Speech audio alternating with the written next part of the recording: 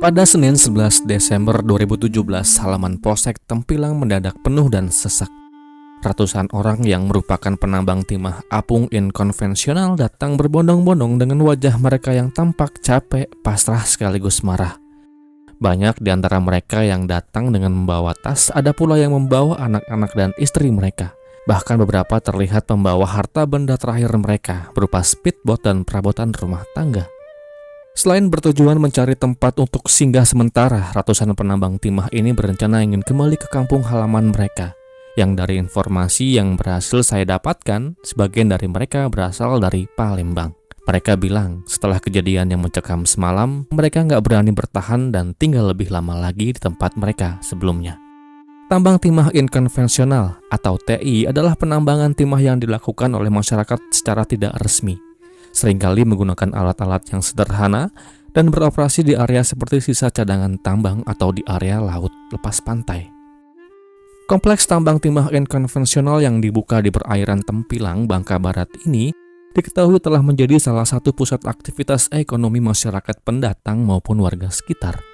Dalam beberapa tahun terakhir, kawasan ini berkembang pesat dikarenakan banyaknya TI apung yang beroperasi di sepanjang garis pantai Tempilang. Seperti yang saya kutip dari sebuah sumber berita, kebanyakan pekerja-pekerja yang datang untuk mengadu nasib di tempat itu datang dari wilayah-wilayah di Pulau Sumatera.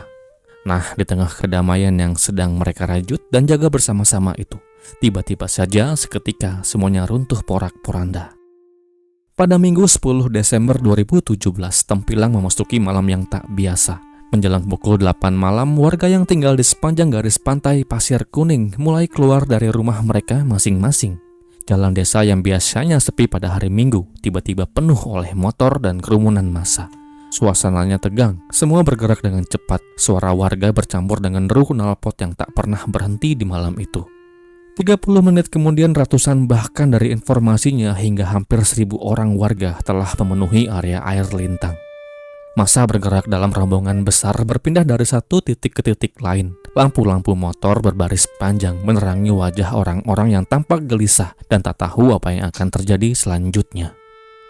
Tak lama kemudian massa mulai bergerak masuk ke arah area pantai. Di pantai Lampu Belilik, kerumunan massa yang tak terkendali mulai mendesak masuk ke bibir pantai dan terjadilah pembakaran pertama. Api mulai membesar, menerangi gelapnya malam. Speedboat yang terparkir di tepi pantai milik pekerja tambang timah hancur lebur terbakar panasnya api. Gerakan massa tak berhenti sampai di situ. Di jam 9 hingga jam 10, rombongan besar itu kembali berpindah ke pantai Pasir Kuning. Di sana sama, speedboat lain ikut dibakar, juga kem-kem yang menjadi tempat tinggal para pekerja tambang tak luput dari incaran. Kobaran api kedua di malam itu memantul di permukaan laut, sementara suara teriakan warga bergema di sepanjang pantai. Sementara itu, tak jauh dari lokasi, ratusan massa lain bergerak menuju pantai Selepuk. Ponton-ponton tambang timah apung rajuk yang berada di pinggir pantai ikut dibakar. Kisruh yang terjadi di Tempilang, Bangka Barat ini syukurlah akhirnya bisa mereda setelah satuan Brimob yang dibantu petugas lainnya terpaksa diterjunkan untuk meredam aksi massa yang hampir saja meluluhlantahkan satu desa. Ini foto-fotonya. Tahukah teman-teman kerusuhan yang terjadi di Tempilang yang rangkumannya baru aja teman-teman dengarkan barusan? Yang menyebabkan banyak sekali kerugian, mulai dari kerugian secara materi, kerugian hilangnya mata pencarian para pekerja tambang, dan lain-lain itu diawali atau disebabkan oleh satu orang pemuda problematik ini. Orang ini adalah Randy Saputra alias Randy alias Meong, yang di tahun 2017 usianya 20 tahun, dia masih muda. Dan kenapa Randy? Ada apa dengan dia? Ya, pada Minggu 10 Desember dengan kegelapan matanya, ia telah menghilangkan satu nyawa dan melukai satu orang lainnya. Dan atas peristiwa penghilangan itulah yang kemudian menyulut emosi warga, hingga terjadilah kerusuhan Tempilang 2017. Dan lalu, apa yang sebetulnya terjadi dan bagaimana kisah ini selengkapnya? Jadi, begini. Hidup tenang dan damai di pinggir pantai Laut Biru dengan debur ombak yang setiap hari menjadi suara latar hidupnya. Begitulah hari-hari Peki, pemuda 20 tahun dari dusun Pak Lunge, desa Air Lintang, Tempilang, Bangka Barat. Seperti banyak anak muda di pesisir, Peki tumbuh dekat dengan laut. Setiap pagi ia dikatakan membantu ayahnya yang bekerja sebagai nelayan, entah menyiapkan perahu, mengikat jaring, atau sekadar membantu membawa hasil tangkapan. Kehidupannya nggak berlebih, juga nggak kekurangan. Yang mengenal Peggy tahu bahwa dia cuma menjalani hari-harinya seperti pemuda kampung pada umumnya. Main dengan teman-teman, bantu orang tua, kadang nongkrong di pantai sore-sore. Lingkungannya kecil, semua orang kenal dengannya. Dan Peggy hanyalah salah satu anak muda yang tumbuh di antara riuhnya pasar ikan dan suara mesin perahu yang hilir mudik tiap pagi.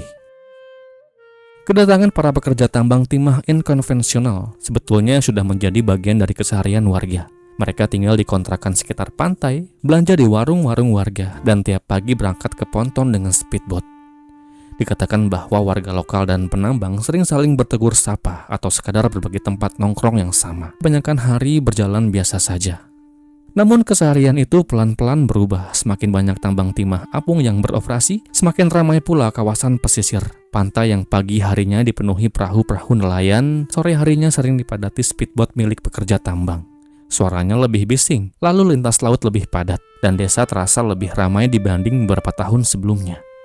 Dari banyaknya pekerja tambang yang dari informasinya, sebagian besar dari mereka berasal dari Palembang ini, dikatakan hidup berdampingan secara damai dengan warga yang ada di Tempilang.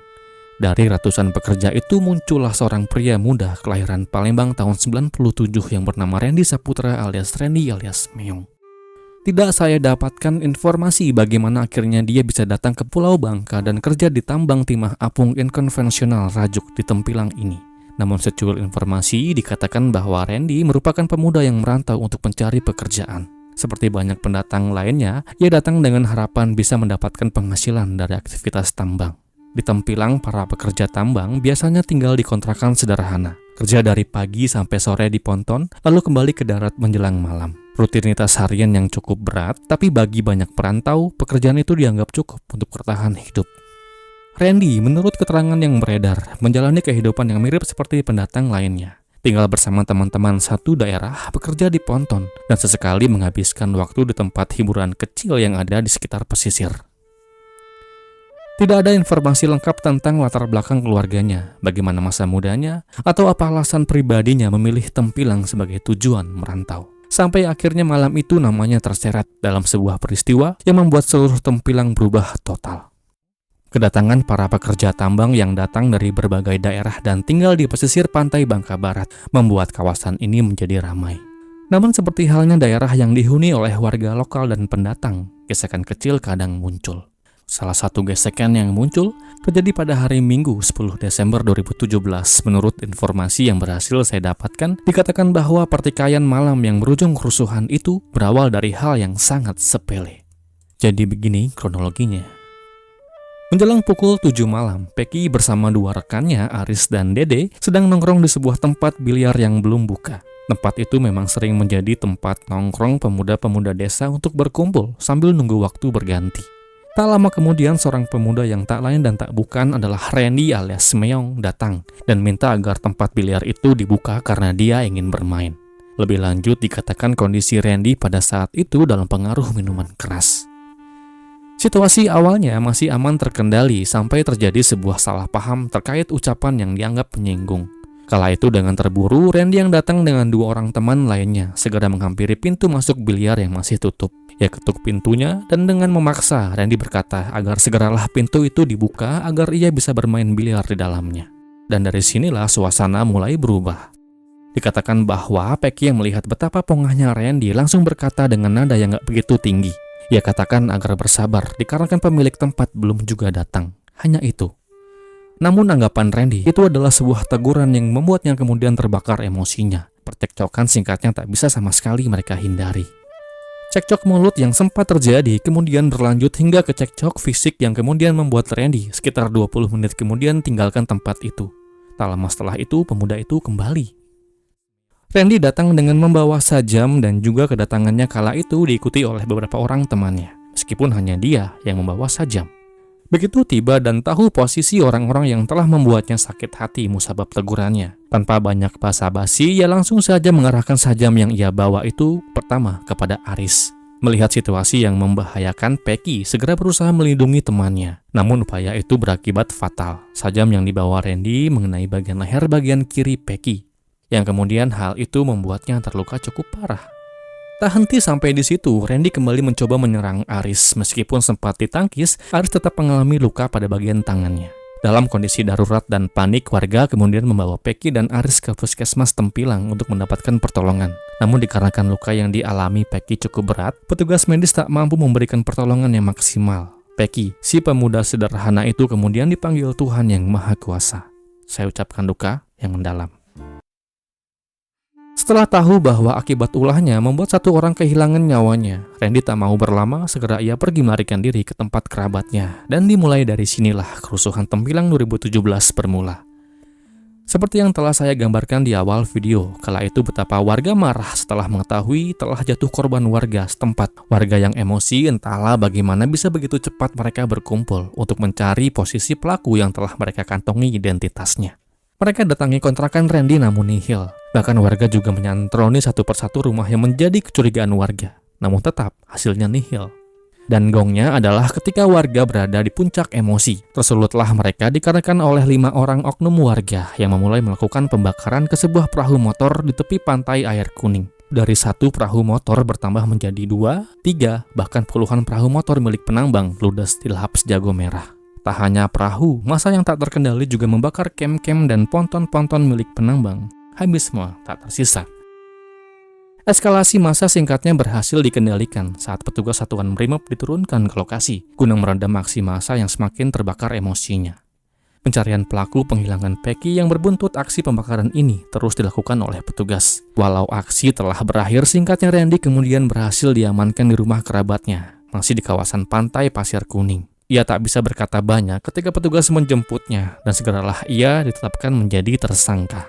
Ia dijerat dengan pasal penghilangan nyawa dan terancam dengan hukuman 15 tahun penjara. Singkatnya, persidangan yang kemudian digelar di Pengadilan Negeri Sungai Liat melalui majelis hakimnya kemudian menjatuhkan vonis kepada Randy Saputra alias Randy alias Meong dengan hukuman berapa?